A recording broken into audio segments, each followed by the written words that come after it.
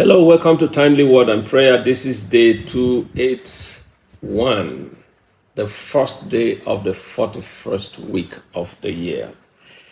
This is October 7 in a leap year.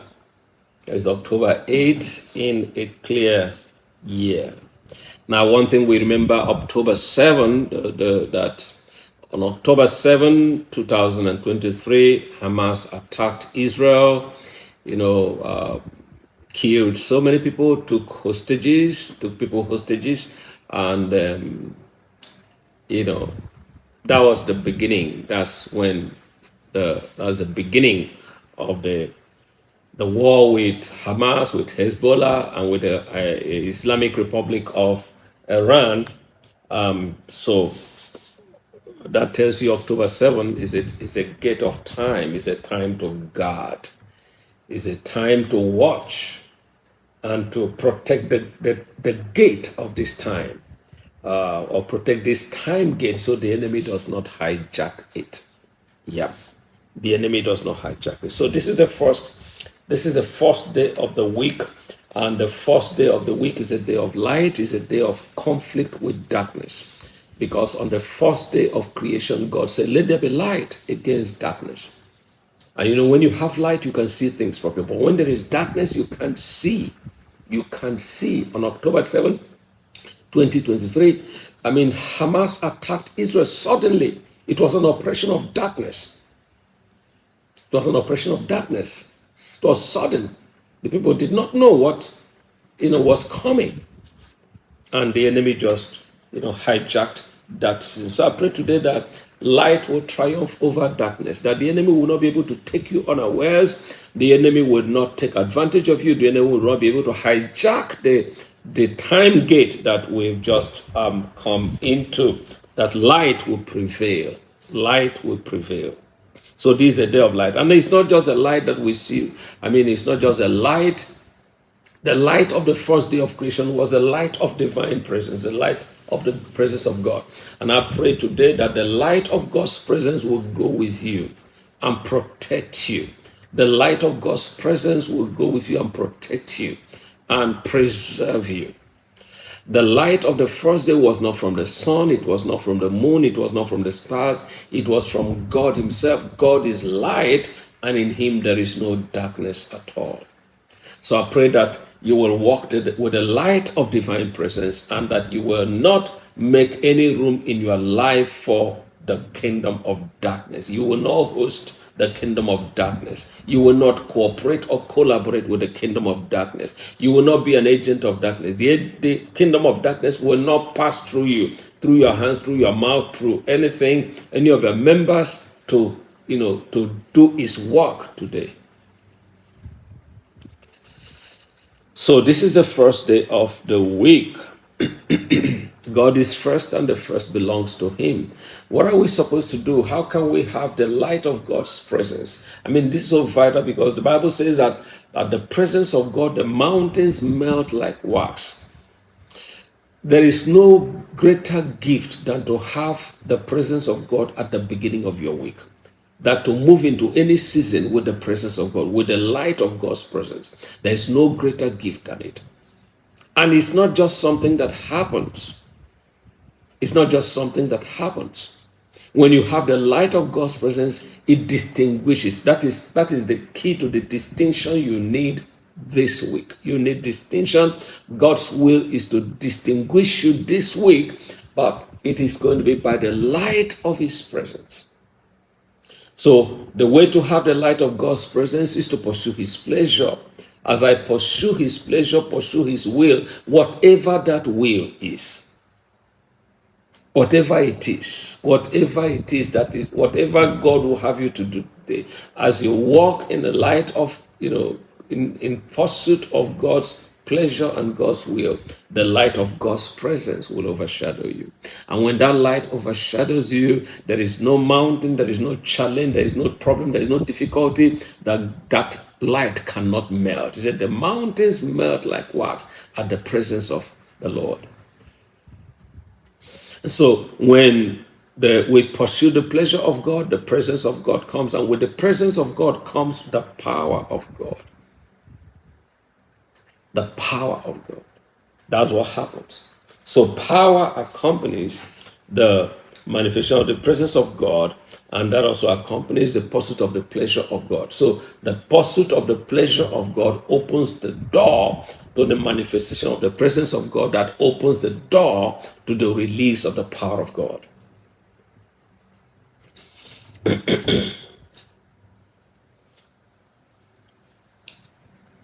Now, so this day,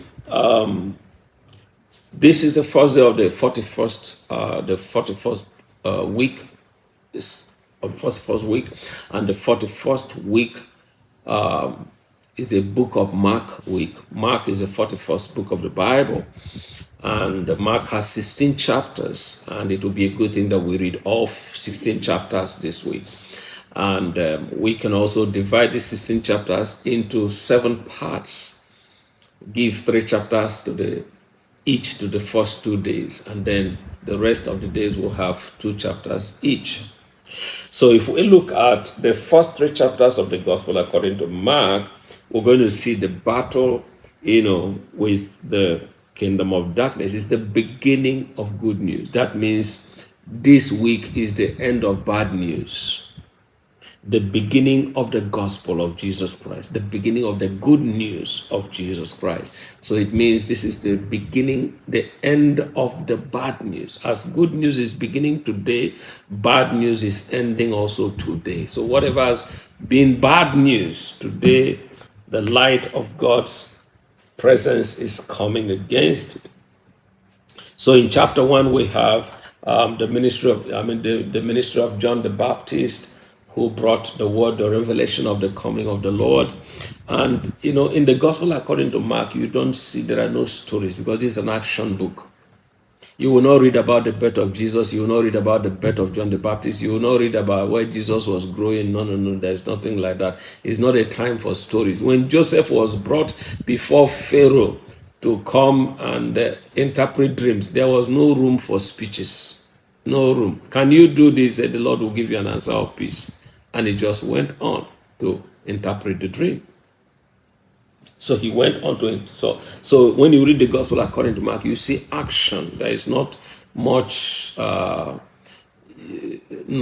not much background story. He just gives it to you, head on.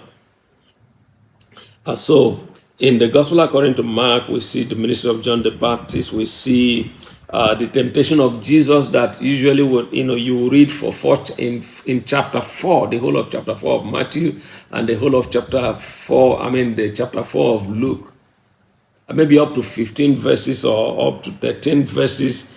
In Mark, it just had 2 verses. Immediately the Spirit drove him into the wilderness, and he was there in the wilderness for 40 days, tempted by Satan, and was with the wild beasts, and the angels ministered to him. That's all.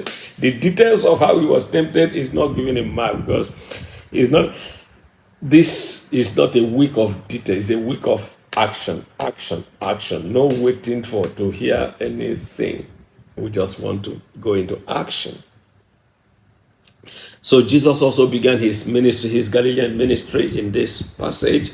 He began to call his disciples, and then he moved into action. The first miracle that Jesus performed in the gospel according to Mark was this confrontation with an evil spirit. In verse 21, Jesus cast out an unclean spirit. He cast out an unclean spirit. That's the first miracle. In John, the first miracle was turning water into wine. Turning water into wine. But in Mark, the first miracle is casting out demons, because this is a week of confrontation against the powers of darkness. It's a week to collide with the powers of darkness. And that's what we're going to see this week. So he cast out the demons, from this fellow, who said, if you will, so he also cleansed the leper in this passage. He cast out an evil spirit, and He healed Peter's mother-in-law in verse 29, the healing of Peter's mother-in-law. Many were healed on the Sabbath from verse 32, you see that. And then we also see Jesus cleansing the leper, healing the leper in verse 40. So that's what we find. So you go to chapter 2, you find the same thing. Jesus heals a paralytic. He is a paralytic in chapter 2. So this is confronting the power of darkness, casting out demons, healing the sick, because these are oppressions of the devil. The devil is the master behind these things. Matthew became a disciple in this chapter. Jesus talks about prayer and fasting because that's part of preparation for the works of power. So we find that you go to chapter 3 and Jesus heals on the Sabbath. This healing here is about the man who had a withered hand. Jesus healed him. It was on a Sabbath. He asked the people, should we do good or bad on the Sabbath day? When they could not say anything, he told the man, please stretch out your hand. And the man was healed. Great multitudes followed Jesus. At this time, the disciples were now complete, and Jesus cast out devils. People were talking that he uses an evil power to do this. I said, a kingdom divided against itself cannot stand. So Jesus spoke about the unpardonable sin here. So in the first 3 chapters, you see Jesus colliding with forces of darkness, casting out devils, healing a fever, healing all manner of sickness and diseases, dealing with that, because the issue in the 41st season is solving problems. So the book of Mark is about solving problems. It opens with solving problems. So I pray that this week the Lord will anoint you to solve problems. The Lord will also send problem solvers your way concerning the needs in your own life or the needs around you, problem solvers. And I pray above all that he makes you a problem solver, because it's the problem solver that gets recognized. It's a problem solver that gets promoted. It's a problem solver that gets blessed. So I pray that in this season that the Lord will bless you. This is a season to turn your attention to where the poor and the needy are. Psalm 41 talks about, he said, blessed is the man who had compassion on the poor. God also said, when the poor and the needy need water, the Lord will come. So it's a season to turn your attention on the needy, whether it is food they need or one thing or another. But this is a season that you cannot safely ignore the needy, because there is going to be challenges in the week. People will call, people will look in different directions for help. And I pray that God will position you to help them in this season. God bless you. Now help us to share this video, share, subscribe, let others get the news. Be part of spreading this word so that others will receive it. God bless you.